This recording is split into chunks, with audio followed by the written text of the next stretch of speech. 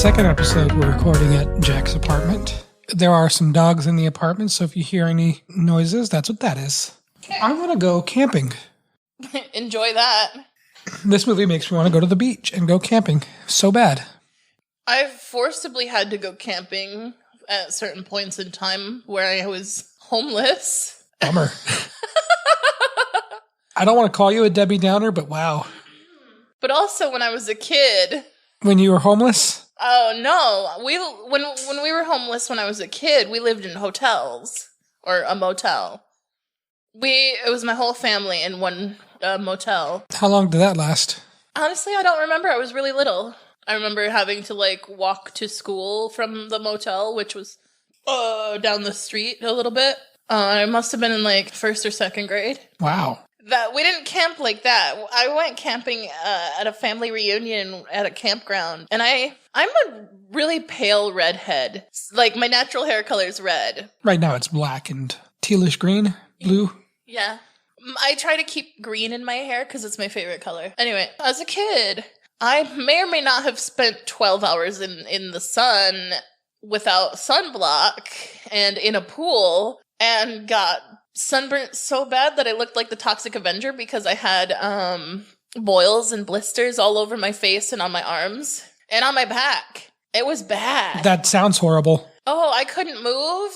I should have probably been taken to the hospital. I can't recall the last time I've been sunburned. Whenever I would go camping, I was usually pretty smart about sunblock and such. Nobody paid attention to me. Yeah, that's just how sad your life was. I was very neglected. Yeah, I want to go camping. I really do. So bad. I just want to pack up my little car with a tent for the weekend and just go to the lake, the beach, somewhere. See, when you're forced to have to do things like that, it's not fun. You know, I realized that redheads don't get tan. Our freckles just spread out into one, eventually, after enough exposure.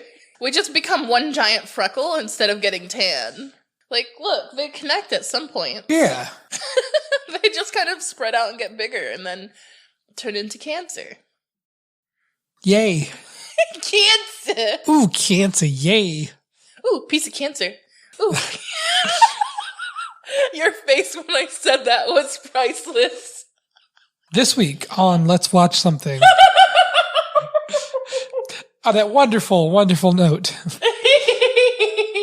I'm a little saucy right now because I shared with Jacqueline my all-time favorite movie this week.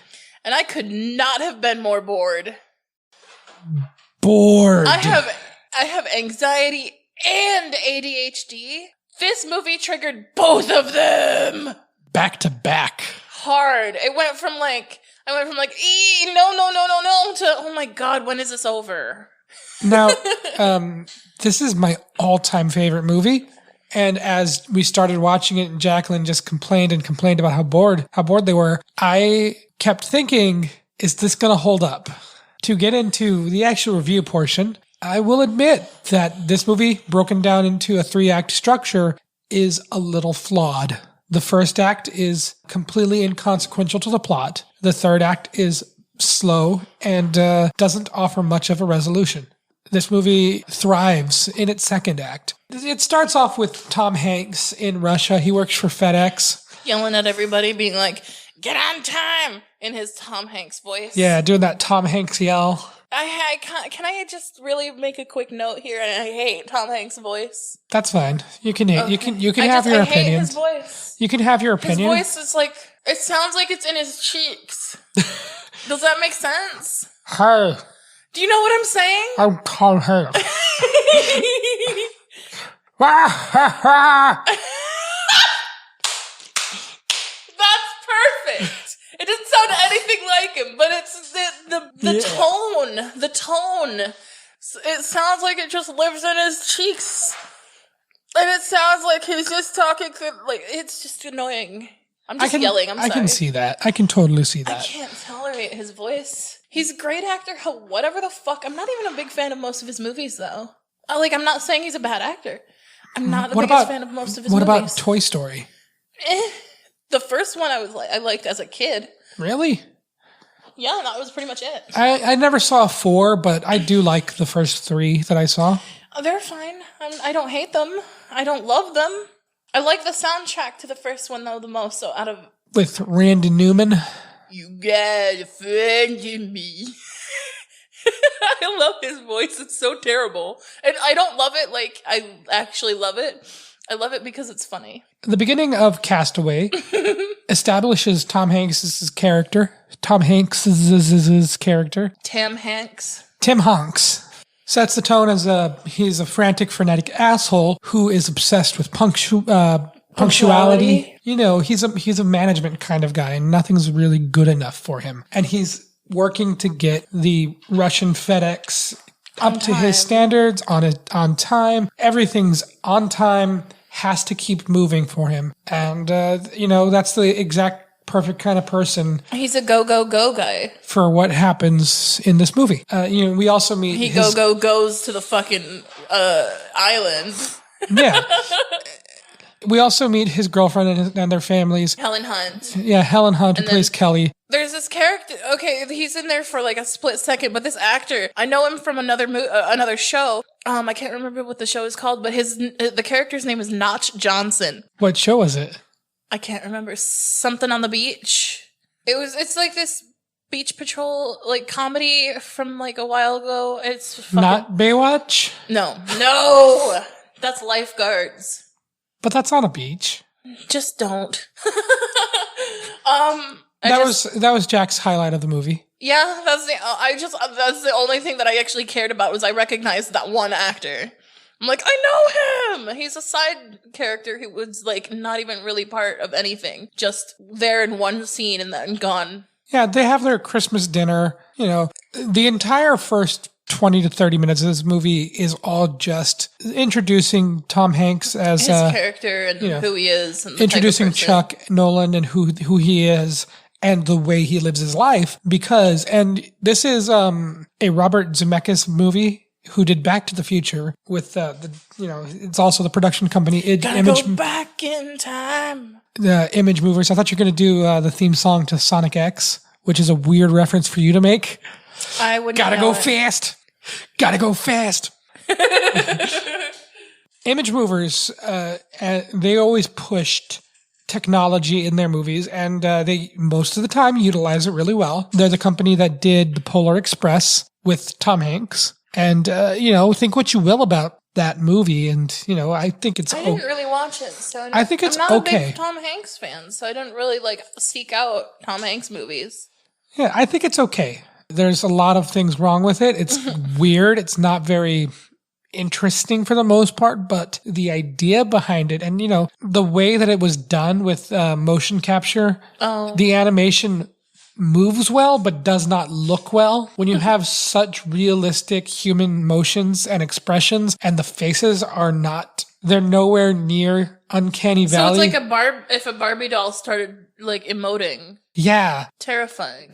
Just lifeless and motionless eyes with Tom Hanks' voice and really expressive voice motions. Ruins everything for everyone. And Tom Hanks, didn't he have a shit mustache in it too? He did. He played Just 4 like characters.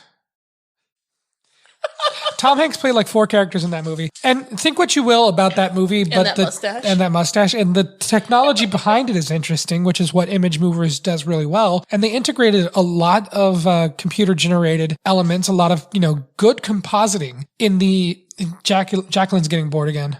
I just wanted to see how soft this was. It's very soft. It feels like a pair of pantyhose. That's not an uncommon thing for people to use in a pinch as a pop filter. Mason jar lid. You ever see someone put a sock over a microphone? It's basically the same thing, just not as effective. I want leggings with this material. I'm just rubbing my face on the pop filter. That's fine. It'll be fine. No one will ever hear it. I like this feeling. I'm going to have to hear it when I edit it. In the scene of the plane crash, Tom Hanks is on a plane heading for Memphis, heading back home from Russia. And the plane going down, that sequence, you have to admit, it was really... That gave me anxiety so bad. It's really well done. It's tense as hell. And sound nerd again, the deafening roar of wind and the wind rushing, drowning out, dialogue and any music. I fucking loved that. What music? Did the movie even have much of a score? Not a whole lot. We got a little bit of a score as he was drifting towards the end, and just the typical background music in the beginning. A little bit of stuff here and there, not a lot.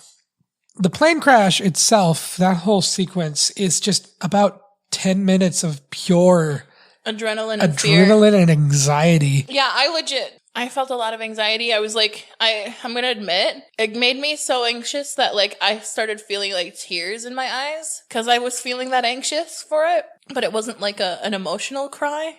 I was on the edge of my seat for a good chunk of this movie because I do have that emotional response to that anxiety and that adrenaline. And I told Jacqueline to check out the movie Gravity. Because Gravity is the plane crash sequence, but for 2 hours. Do you want me to have an episode, PTSD episode? No.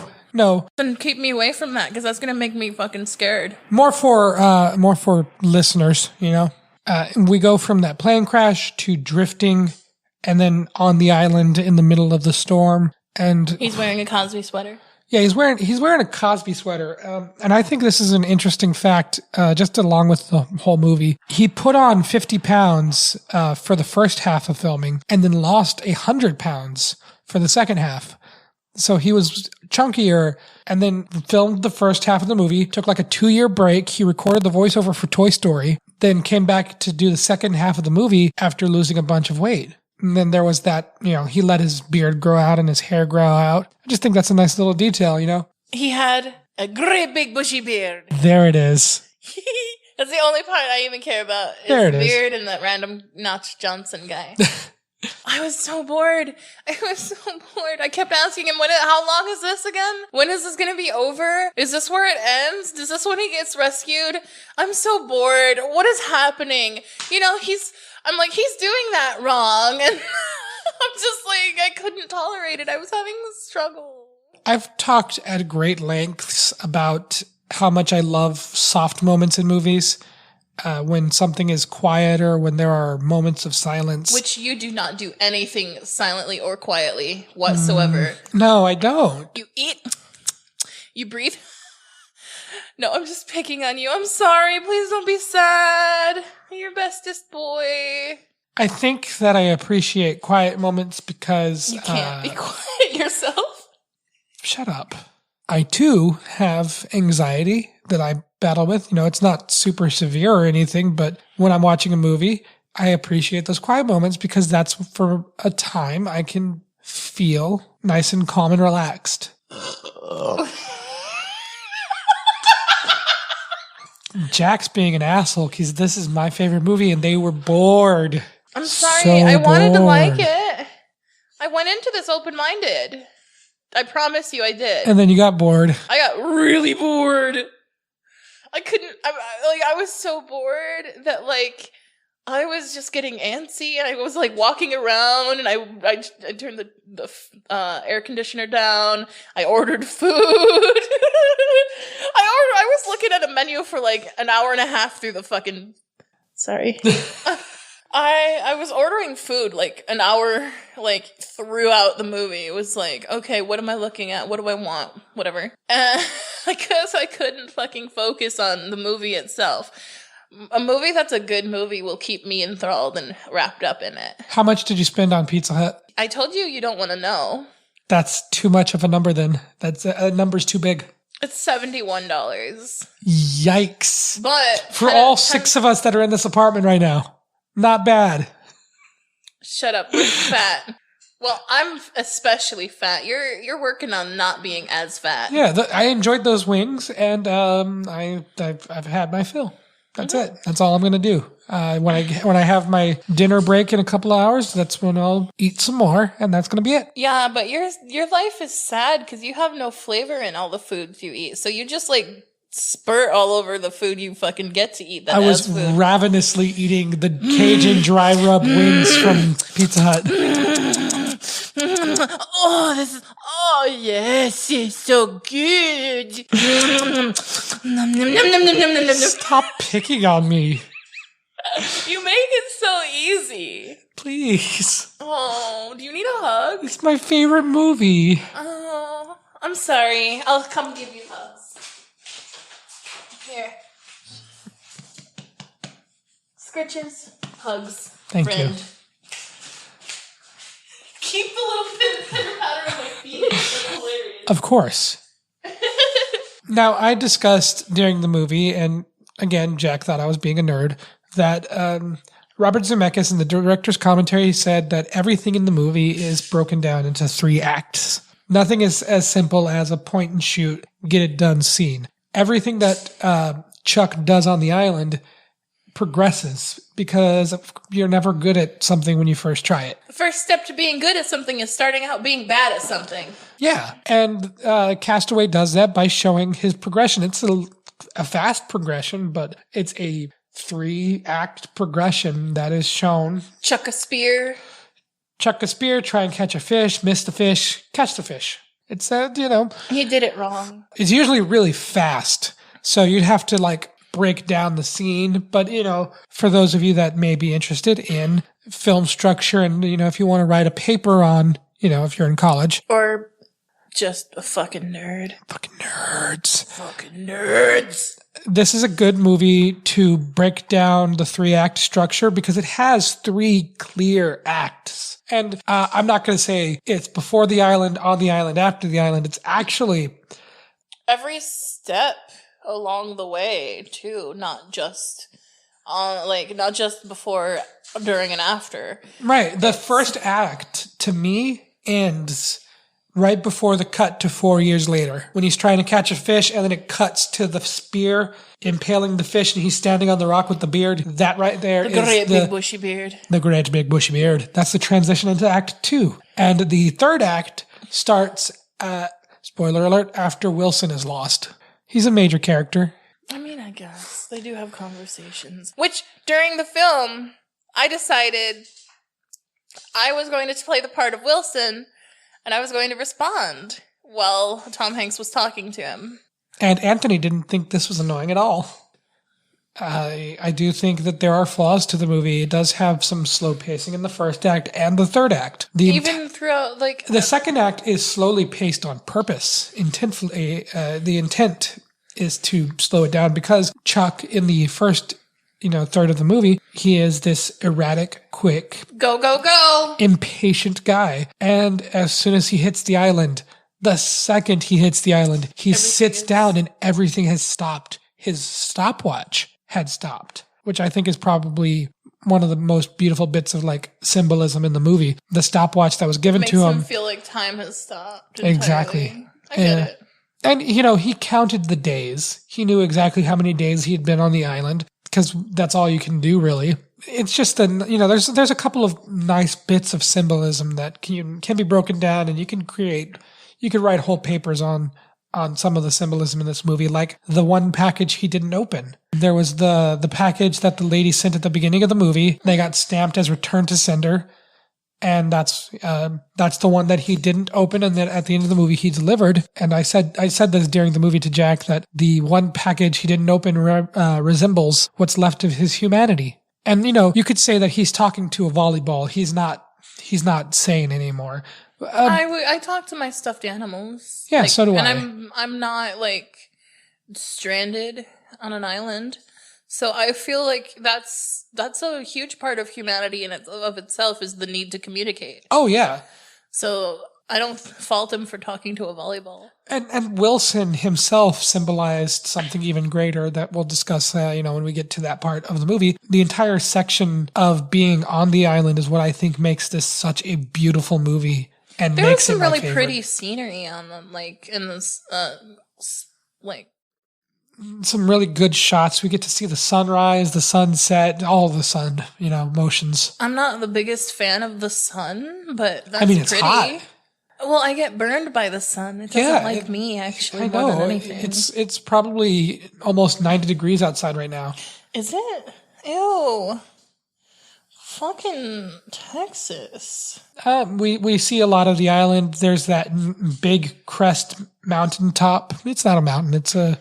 But it's a peak. And from there, you look over a cliff and you see the waves and the jagged rocks at the bottom, and you get to see a lot of the island, and it's really beautiful and it's well shot. There's a few moments of digital compositing, putting in waves after the fact, creating the background in, situations where they couldn't realistically film in such a way. A lot of little things, a lot of digital removal. This was one of a chain of islands that they filmed on. Every time they showed the skyline, they had to remove islands from their shot and water droplets off the lens, the little things. They could have easily done something to get to keep water off the lens, though. I'm sure. I don't know. I don't think so. The digital rain kind of sucked, to be honest. Yeah, there was. Oh, and I'll admit, the use of color, while effective, I didn't like the blue lighting of the island at night. It felt too artificial.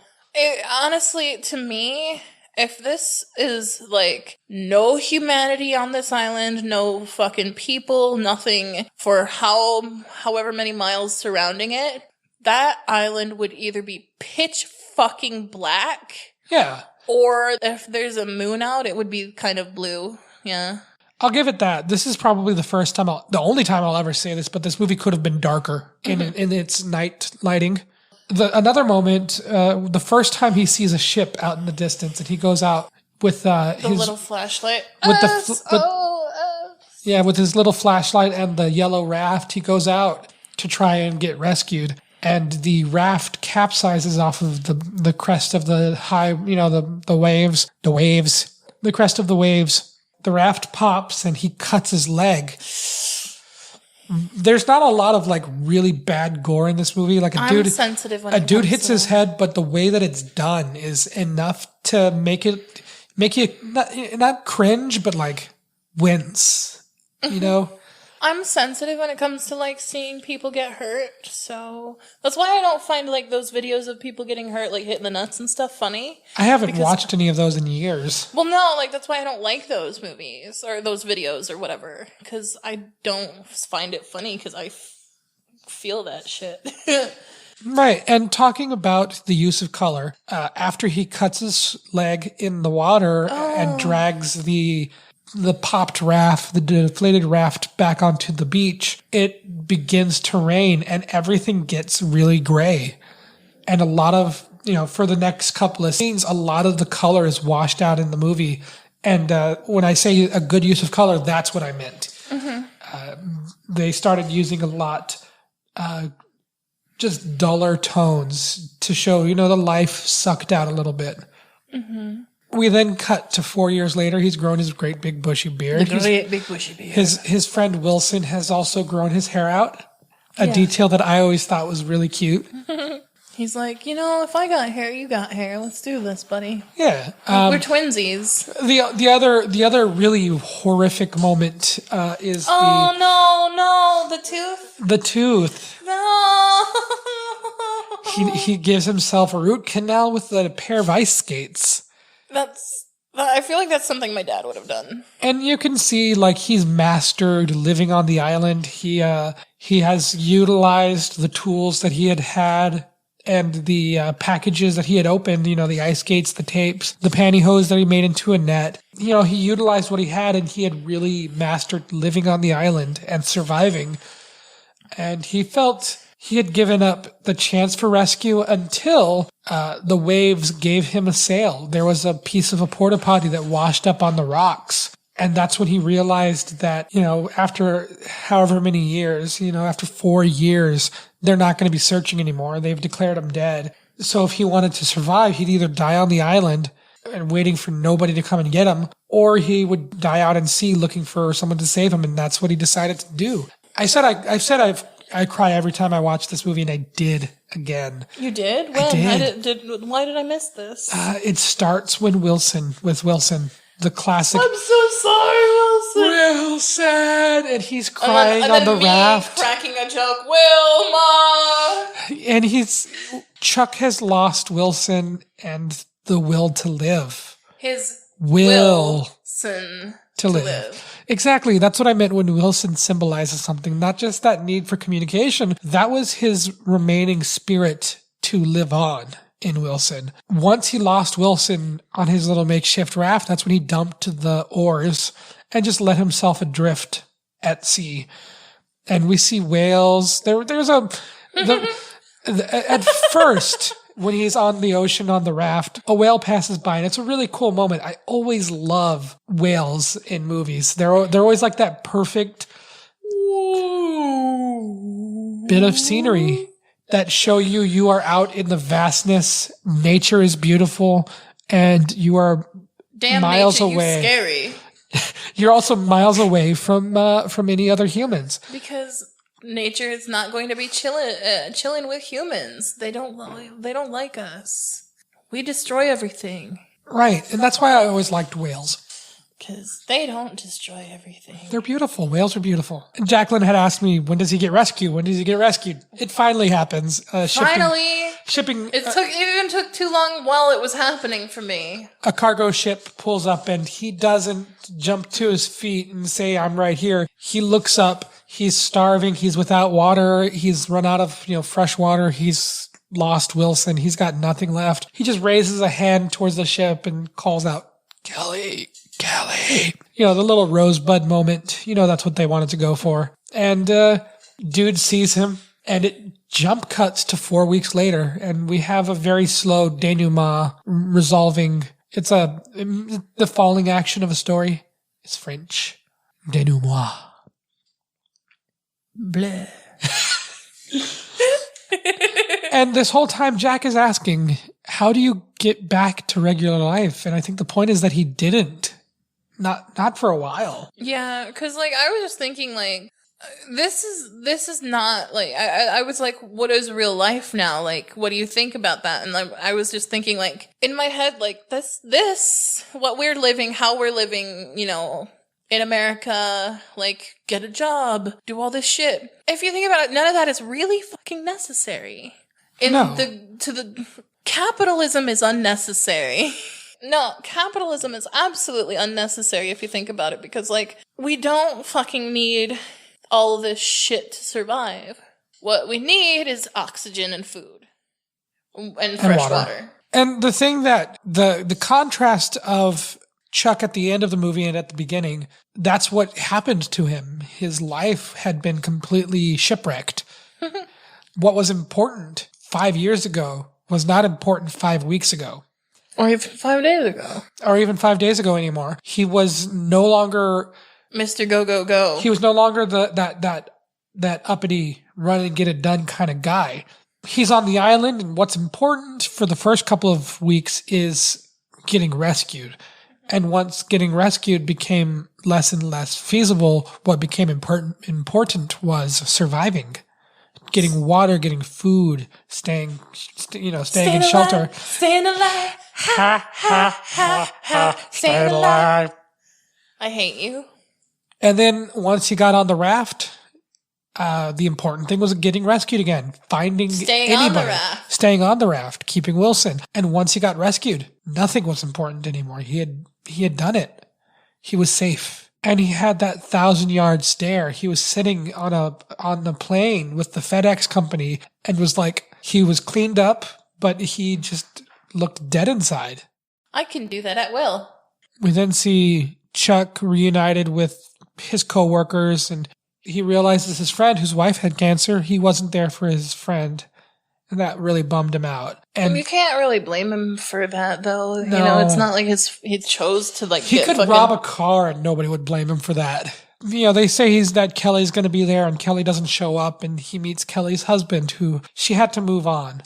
And, it's a harsh thing, He talked about in a beautiful monologue talking to his friend, and we hardly see the friend in the shot. They stay focused on Chuck for this monologue. When he says that he lost her, and when he came back, he lost her all over again. And he says, I'm sad to not have Kelly, but I'm glad I had Kelly with me on the island. Up until he was rescued, he had that stopwatch with her picture in it. And we do find out that she fucking kept up with a search and with she hadn't given up hope.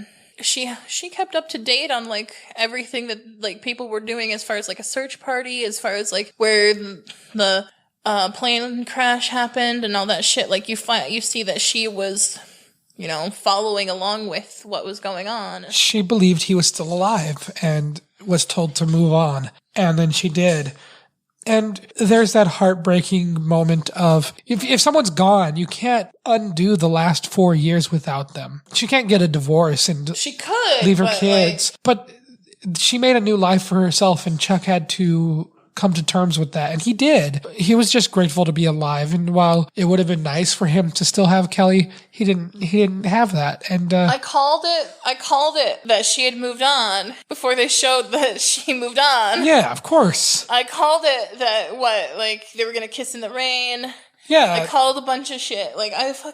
This isn't my favorite movie of all time because it's not predictable. It's my favorite movie of all time because I want to be stranded on an island for a week. At most. Maybe 2 days. Give me enough time for my phone to die, and then I'm good. Why don't you just leave your phone? What am I going to do for the whole time, then? What is the point of leaving and getting away from everything if you're going to bring technology? Good question. If you want to go camping and get away from everything, get the fuck away from everything. Otherwise... you can bring an instrument to do things. I'll bring a kazoo. I wish. How do you make a kazoo sound? I don't know. I know how to make a kazoo sound. You buy a kazoo.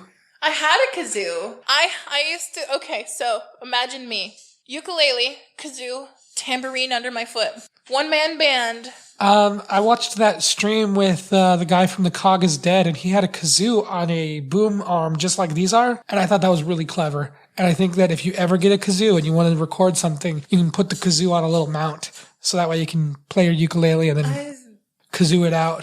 As we were wrapping up the movie, I compared it to The Life of Pi. I wouldn't know because I never saw it. And obviously there's that aspect of being adrift at sea. There's obvious comparisons that are super obvious. You need to see Swiss Army Man then if this is your favorite movie. I love this movie so much. Then I like Life of Pi too. I've never seen that one, so I wouldn't even, I don't even know what it's about. Dude stuck on a boat with a tiger, that's it. That's fucking annoying sounding. It's good. It's trippy as balls. The whole movie is him telling the story to a reporter, a journalist, and he's talking about this being stuck on a boat with a tiger, like a fucking little canoe, really. Itty bitty raft with a tiger. I think the tiger's name was Richard Parker. There's parts of the movie where he comes across animals in the ocean, whales and shit. There's like a tree that's in the ocean. It's trippy as hell. And he talks about all this weird shit happened to him. And he's like, and then I was rescued and somebody found me and blah, blah, blah. The thing I'll never forget, and a piece of philosophy I carry with me still, is the journalist asks him, what do you think it all means? And P, his name is P.I. He says, if it happened, it happened. Why does it have to mean anything? I just really like that movie as well. I'm really happy that we got this. We've got this one. I'm sorry, I forgot. Jacqueline. Yes. How many Jack snacks do you give Castaway? Like 2, 1, like 2.5, 1.5. Really low. I couldn't fucking watch it. I couldn't tolerate it. It was not something for me whatsoever. I'm sorry. I give Castaway 5 out of 5, probably. I'm trying to think of a candy. I'm sorry. Are you gonna do Muddy Buddies? I did Muddy Buddies last time. No, you cut it.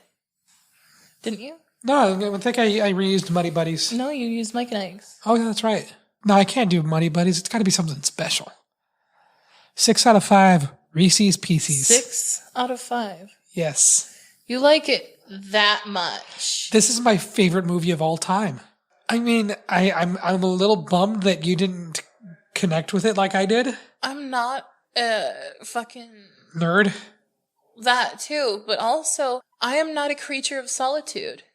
I'm okay. If you've taken a test, you have, obviously. I've done it before. It's been a while.